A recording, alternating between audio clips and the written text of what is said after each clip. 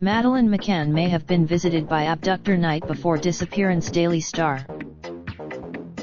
Madeleine McCann may have been visited by her abductor the night before her disappearance, a new Netflix documentary suggests. Vanished from her family's. Raindrop, truck top smoking, no cooking the hot pot. Fucking on your bitch, yeah, that. Looking up, open the park pot.